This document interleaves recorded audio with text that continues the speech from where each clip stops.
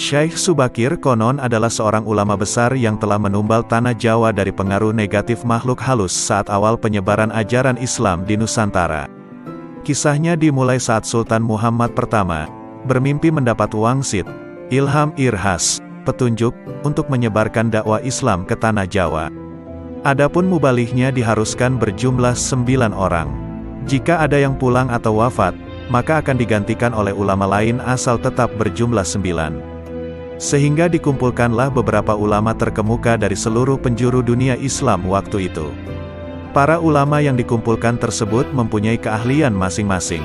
Ada yang ahli tata negara, berdakwah, pengobatan, tumbal atau ruqyah, dan lain-lain.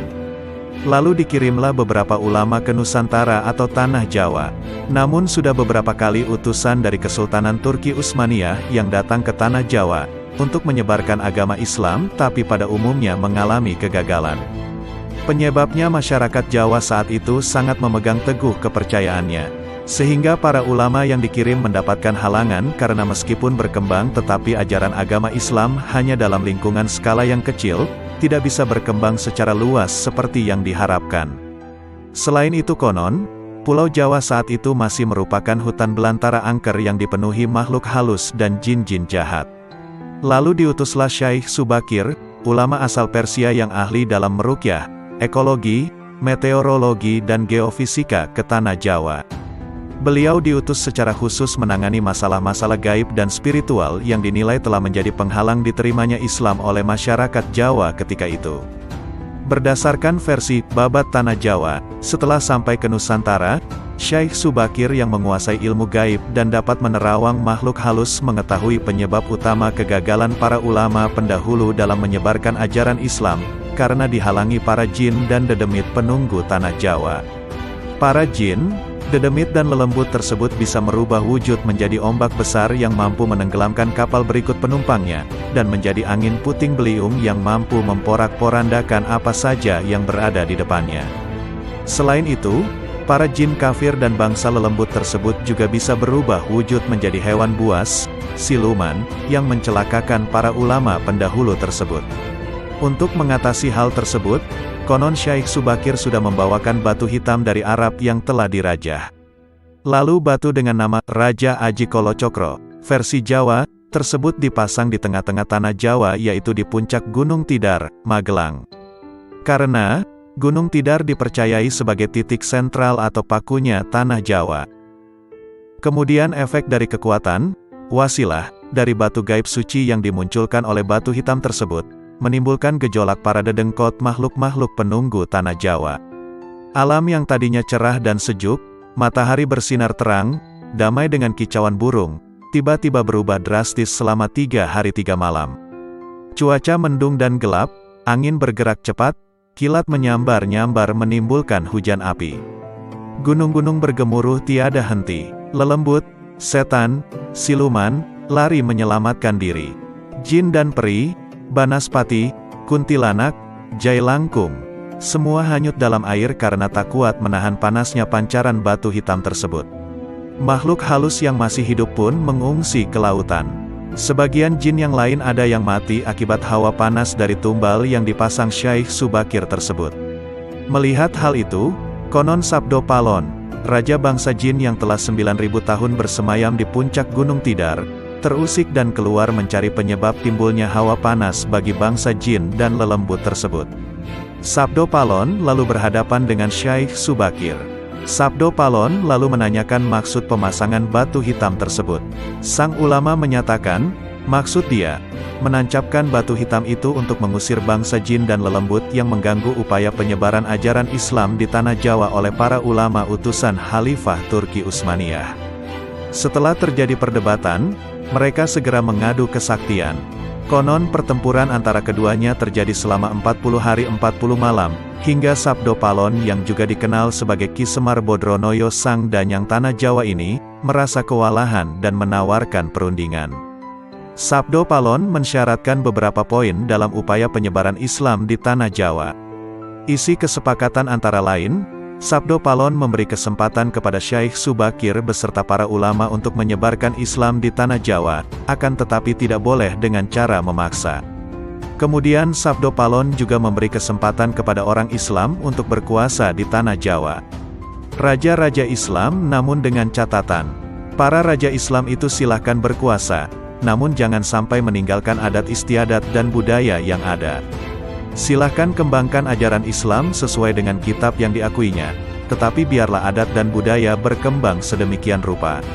Syarat-syarat itu pun akhirnya disetujui Syaikh Subakir. Selain di puncak Gunung Tidar, Syaikh Subakir juga membersihkan beberapa tempat angker di tanah Jawa yang dikuasai para raja jin dan makhluk halus lainnya.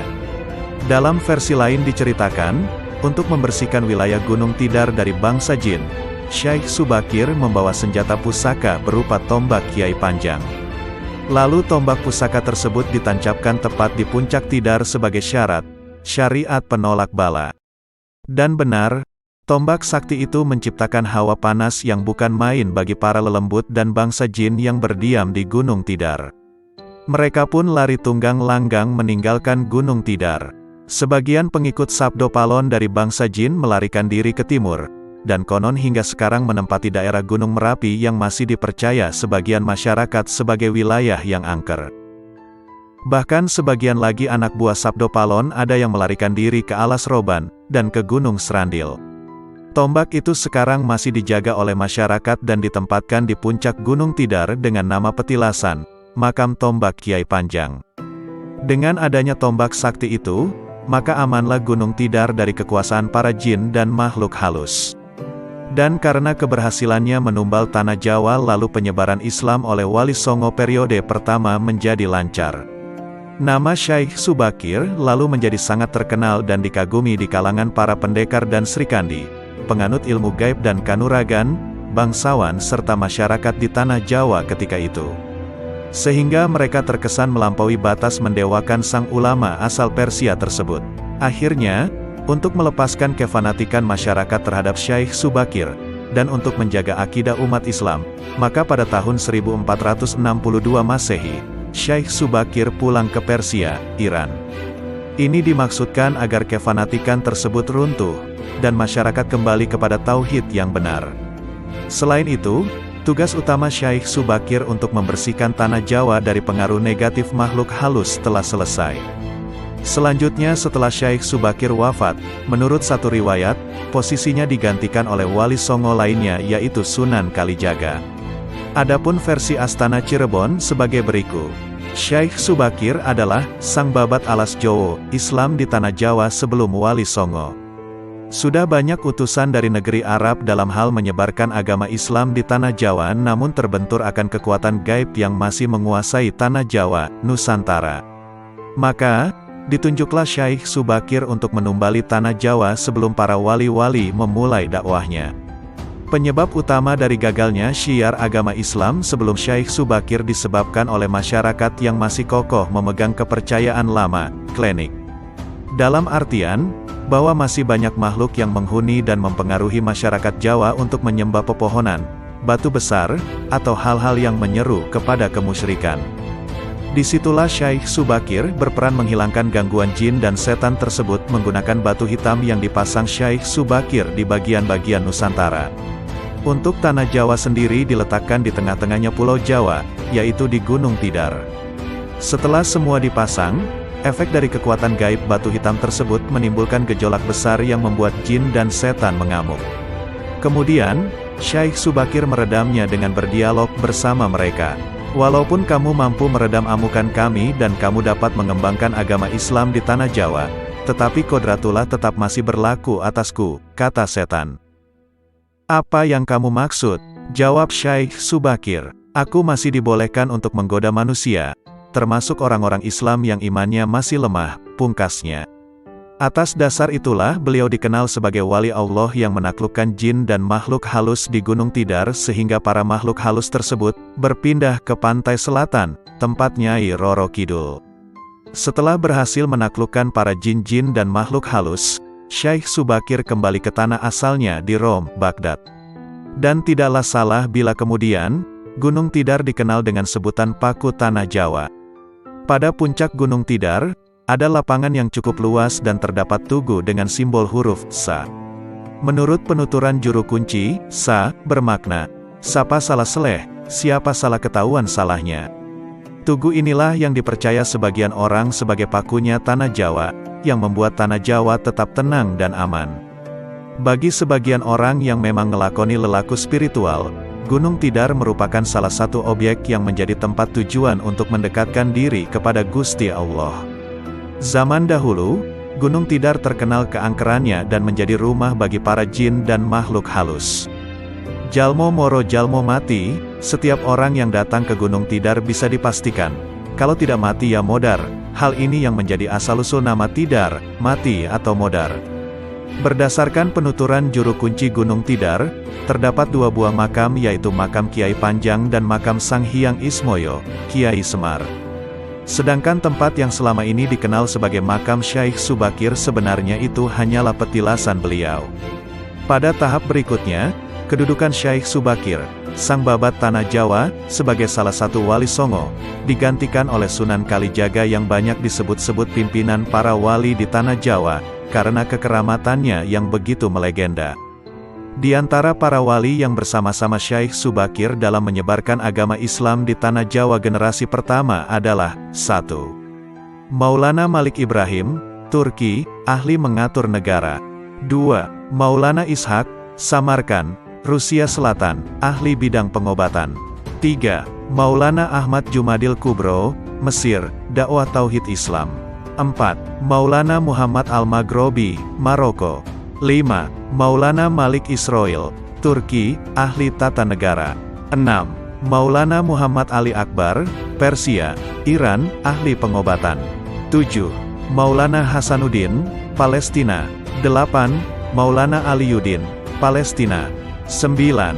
Syaikh Subakir, Iran, ahli menumbali daerah yang angker yang dihuni jin jahat. Kisah perjanjian antara Sabdo Palon dengan Syaikh Subakir. Konon ada semacam perjanjian antara Sabdo Palon sebagai pamomong, danyang gaib, tanah Jawa dengan Syaikh Subakir sebagai penyebar agama Islam generasi awal di tanah Jawa ini. Tersebutlah kisah perjanjian ini dalam tulisan Lontar Kuno. Lontar tersebut diperkirakan ditulis oleh Kanjeng Sunan Derajat atau setidak-tidaknya oleh murid atau pengikut beliau. Cerita tentang kisah ini pernah dipentaskan sebagai lakon wayang kulit bergenre wayang songsong, wayang kulit yang berisi cerita hikayat dan legenda Jawa, yang digelar di Desa Derajat, Paciran, Lamongan, sebuah desa tempat situs Sunan Derajat. Syaikh Subakir berkata, "Kisanak, siapakah Kisanak ini? Tolong jelaskan." Sabdo Palon menjawab, "Aku ini Sabdo Palon, pamomong, penggembala tanah Jawa sejak zaman dahulu kala. Bahkan sejak zaman kadewataan, atau para dewa, akulah pamomong para kesatria leluhur.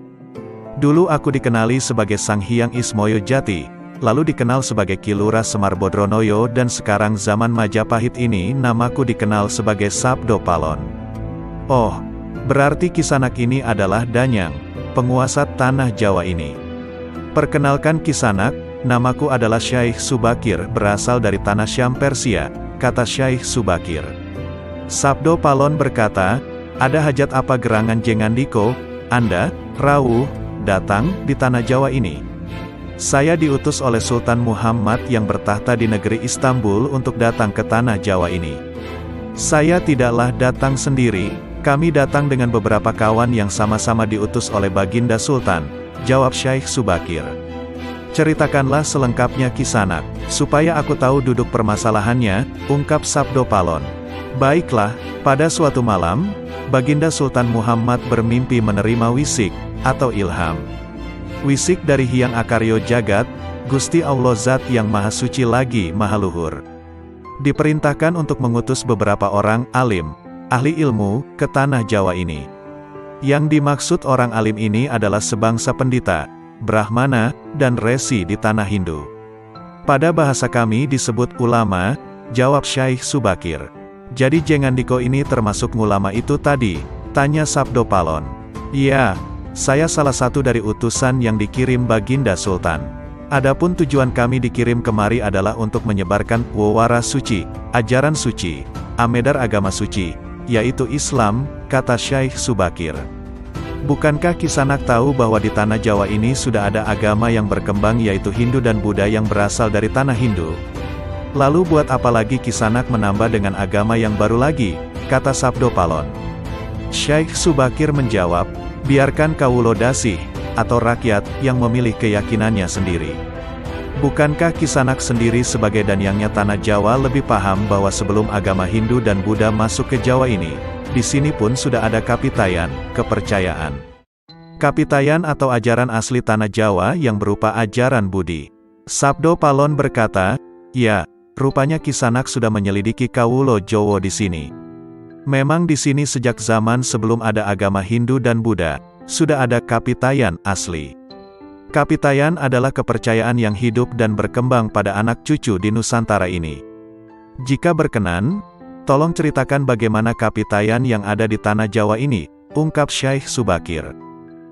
Secara ringkas kepercayaan Jawa sejak dulu itu begini. Manusia Jawa sejak dari zaman para leluhur dahulu kala, meyakini ada Sang Maha Kuasa yang bersifat tan keno kinoyo ngopo, tidak bisa digambarkan bagaimana keadaannya. Dialah pencipta segala-galanya, Bawono Agung dan Bawono Alit, jagat besar dan jagat kecil, alam semesta dan alam manusia. Orang Jawa meyakini bahwa Dia yang Maha Kuasa ini dekat, juga dekat dengan manusia. Dia juga diyakini berperilaku sangat welas asih. Dia juga diyakini meliputi segala sesuatu yang ada. Karena itu masyarakat Jawa sangat menghormati alam sekelilingnya. Karena bagi mereka semuanya mempunyai sukma. Sukma ini adalah sebagai wakil dari Dia yang Maha Kuasa itu.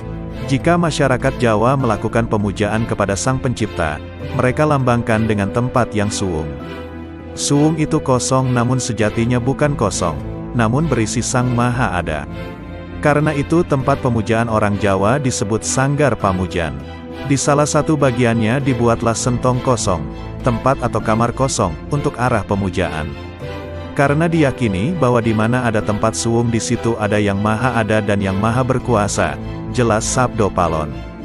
Syekh Subakir berkata, nah itulah juga yang menjadi ajaran agama yang kami bawa. Untuk memberi ageman, pegangan atau pakaian, yang menegaskan itu semua. Bahwa sejatinya di balik semua yang maujud ini ada Sang Wujud Tunggal yang menjadi pencipta, pengatur dan pengayom alam semesta. Wujud Tunggal ini dalam bahasa Arab disebut Al-Ahad. Dia maha dekat kepada manusia, bahkan lebih dekat Dia daripada urat leher manusianya sendiri. Ajaran agama kami menekankan budi pekerti yang agung, yaitu menebarkan welas asih kepada alam gumebyar, kepada sesama titah atau makhluk. Lihatlah Sang Danyang, betapa sudah rusaknya tatanan masyarakat Majapahit sekarang. Bekas-bekas perang saudara masih membara. Rakyat kelaparan, perampokan dan penindasan ada di mana-mana. Ini harus diperbaharui budi pekertinya. Sabdo Palon berkata, aku juga sedih sebenarnya memikirkan rakyatku. Tatanan sudah bubrah. Para pejabat negara sudah lupa akan dharmanya. Mereka saling sikut untuk merebutkan jabatan dan kemewahan duniawi. Para pandito juga sudah tak mampu berbuat banyak. Orang kecil salang tunjang, bersusah payah, mencari pegangan. Zaman benar-benar zaman edan. Karena itulah mungkin Sang Maha Jawata Agung menyuruh Sultan Muhammad Turki untuk mengutus kami ke sini. Jadi, wahai Sang Danyang Tanah Jawa, izinkanlah kami menebarkan wewara suci ini di wewengkon, wilayah kekuasaanmu ini, jawab Syekh Subakir. Baiklah jika begitu, tapi dengan syarat-syarat yang harus kalian patuhi, jawab Sabdo Palon. Syukurlah jika diizinkan secara baik-baik, karena jikapun tidak, kami tetap akan mewedarkan ajaran ini. Kalau begitu apa yang menjadi syaratnya itu wahai Sang Danyang Tanah Jawa, kata Syekh Subakir. Sabdo Palon berkata, pertama, jangan ada pemaksaan agama, dharma atau kepercayaan. Kedua, jika hendak membuat bangunan tempat pemujaan atau ngibadah, buatlah yang wangun. Bangunan, luarnya nampak cakrak atau gaya Hindu Jawa walau isi dalamannya Islam. Ketiga, jika mendirikan kerajaan Islam maka ratu yang pertama harus dari anak campuran. Maksud campuran adalah jika bapaknya Hindu maka ibunya Islam. Jika bapaknya Islam maka ibunya harus Hindu. Keempat, jangan jadikan wong Jowo berubah menjadi orang Arab atau Parsi. Biarkan mereka tetap menjadi orang Jawa dengan kebudayaan Jawa walau agamanya Islam. Karena agama setahu saya adalah dharma, yaitu lelaku hidup atau budi pekerti.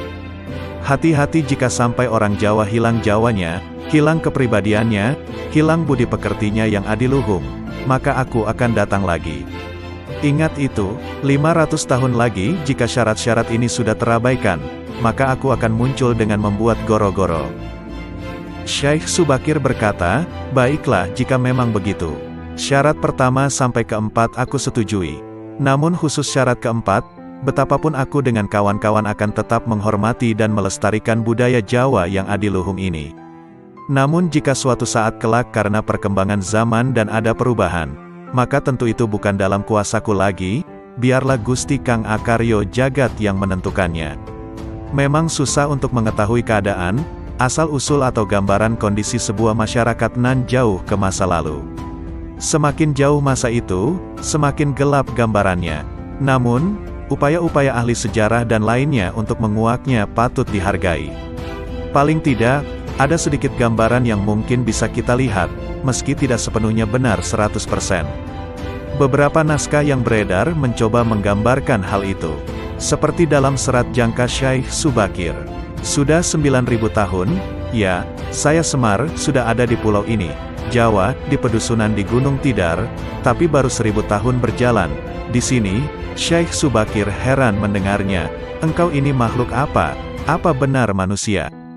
Kok usianya luar biasa? Demikian perkenalan Semar dengan Syekh Subakir. Selama ribuan tahun itu Semar bertapa di Gunung Merbabu dan tidak mengetahui keadaan manusia di Jawa. Gambaran tentang kondisi Pulau Jawa juga digambarkan dalam serat tersebut, penuh dihuni oleh demit, jin, genderuwo, bekasaan, dan sejenisnya. Bahkan beberapa utusan dari negeri Rum sebelum Syekh Subakir dimakan demit, binadok demit.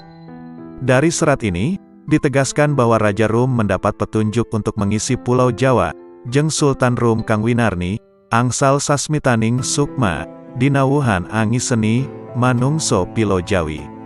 Syekh Subakir mengambil orang-orang keling untuk dibawa mengisi Pulau Jawa, sebanyak 2 laksa, 20.000 keluarga.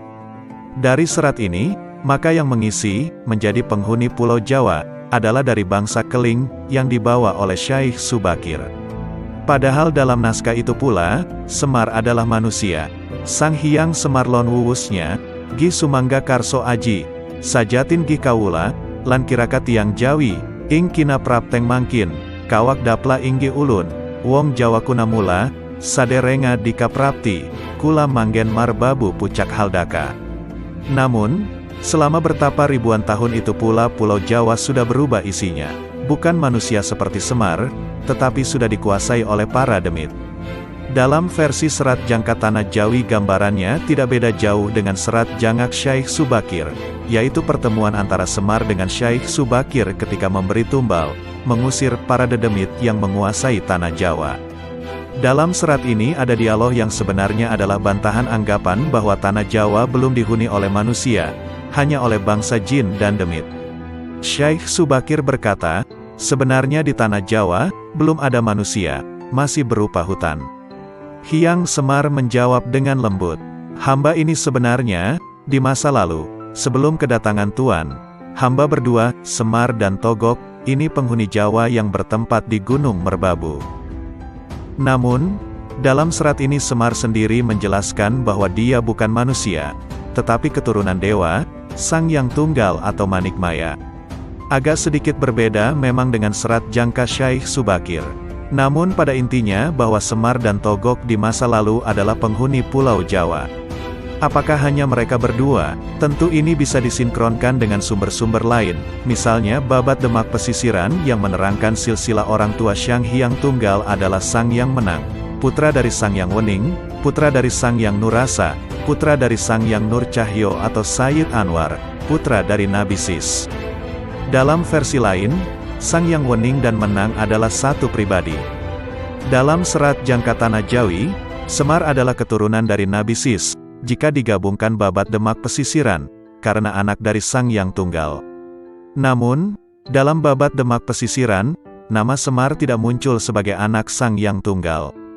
Disinilah letak gelapnya lagi, Semar di satu sisi mengaku anak Sang Yang Tunggal, namun dalam Babat Demak Pesisiran, tidak masuk. Demikian pula dalam Babat Tanah Jawa, Semar dan Togok itu menjadi penderek Raden Palasara yang merupakan keturunan dari Said Anwar. Dalam Babat Tanah Jawa, Palasara merupakan cikal bakal leluhur Jawa, di mana kemudian, Kurawa, Pandawa adalah bagian dari keturunannya. Ini menjadi terbalik, bahwa kisah Mahabharata itu mulanya dari Jawa. Dalam serat Babat Demak Pesisiran, Nabi Ibrahim itu berbeda dengan Batara Brahma. Nabi Ibrahim berada pada garis silsilah Said Anwas, saudara Said Anwar. Batara Brahma adalah keturunan dari Said Anwar. Masa-masa gelap ini memang memunculkan banyak versi mengenai leluhur Jawa. Buku lain, yaitu Sejarah Kawitane Wong Jawalan Wong Kanung menggambarkan pertama zaman Jamajuja. Puluhan ribu buku ini ditulis pada tahun 1931, sudah ada manusia, tetapi masih bertelanjang, seperti kera, hidupnya di gua-gua. Masih dalam masa Jamajuja periode 5000 tahun, sebelumnya, manusianya sudah mengalami kemajuan, sudah memakai cawet dari dedaunan, sudah menempati di luar gua. Mereka sudah berkumpul dalam sebuah komunitas. Masyarakat ini disebut dengan masyarakat Lingga, suku Lingga. Masa kuna, sebelum Masehi, orang-orang Sampit berhijrah ke Nusa Kendeng yang kemudian disebut sebagai orang Jawa. Kata Jawa sendiri dirujukkan pada sebutan banteng yang gemati, penuh perhatian terhadap anaknya. Sebab banteng perempuan disebut Jawi, yang gemati, kemudian disebut Jawa. Orang-orang Sampit yang mengungsi ke Jawa ini kemudian membuat pertanda awal sebagai orang Jawa, yaitu 230 tahun sebelum Masehi, bukan Saka. Tahun itu disebut tahun Hawuning, pengingat. Tokoh pimpinan rombongan Eksodus ini namanya Hi Sengdang, yang kelak kemudian disebut Dang Hyang, Danyang. Mereka berasal dari Sampit yang keturunan dari suku Hainan. Dari catatan ini, maka orang Jawa, dalam pengertian, pendatang baru yang gemati, mau menghormati orang Lingga adalah 230 sebelum Masehi. Namun penduduk Jawa asli, suku Lingga kemudian bercampur dan kelak memenuhi Jawa. Dengan demikian, mulainya peradaban Jawa itu 230 sebelum Masehi, karena adanya kebudayaan Hainan yang dibawa, sementara suku Lingga yang masih tertinggal, hidup di gua, hutan dan bergantung pada alam, belum disebut sebagai orang Jawa. Ini tentu berbeda dengan versi serat Jangka Syaikh Subakir dan serat Jangka Tanah Jawi. Jika kita lihat kedatangan Syaikh Subakir di Tanah Jawa dari sumber lain, sekitar tahun 1404. Jika berasumsi bahwa sebelum tahun itu Tanah Jawa tak ada manusianya, maka akan muncul banyak persoalan lagi, bagaimana dengan kerajaan Singasari, Kediri dan lainnya yang sebelumnya ada. Tentu membaca serat Jangka Syaikh Subakir dan serat Jangka Tanah Jawi ini tidak bisa sejelentre ini. Mungkin butuh analisis simbol, semiotik, hermeneutik, dan lain sebagainya agar mendapat pemahaman yang lebih luas. Sebab serat Jangka itu pesan besarnya adalah mengenai prediksi masa depan Jawa dalam periodisasi tertentu, bukan membahas asal-usul bangsa Jawa. Jadi masih terbuka lebar untuk penelitian yang lebih jauh dan mendalam siapa sebenarnya leluhur orang Jawa di masa lampau sekali. Tentu tidak akan ditemukan jawaban tunggal, sebab sebuah masyarakat terdiri dari berbagai unsur, keluarga dan sebagainya, maka akan dimungkinkan banyak versi. Kembali lagi, bahwa kata Jawa itu bisa diartikan, gemati, perhatian, menghargai, menyayangi. Jadi siapapun mereka bisa melakukan itu semua di Pulau Jawa ini, akan menjadi leluhur Jawa, entah dia dari belahan dunia manapun. Catatan, Keling, dalam Wikipedia adalah daerah yang sekarang bernama India, benua Keling, seperti tercantum dalam sejarah Melayu. Pada masa ini perkataan ini kebiasaannya merujuk kepada suku bangsa Dravida termasuk kaum Tamil, Telugu dan Malayalam. Di kawasan yang dulunya Kalinga, penduduknya pada hari ini bertutur dalam bahasa-bahasa Telugu dan bahasa Oriya. Ditulis oleh Muhammad Jatmiko yang disarikan dari Dandang Gulo.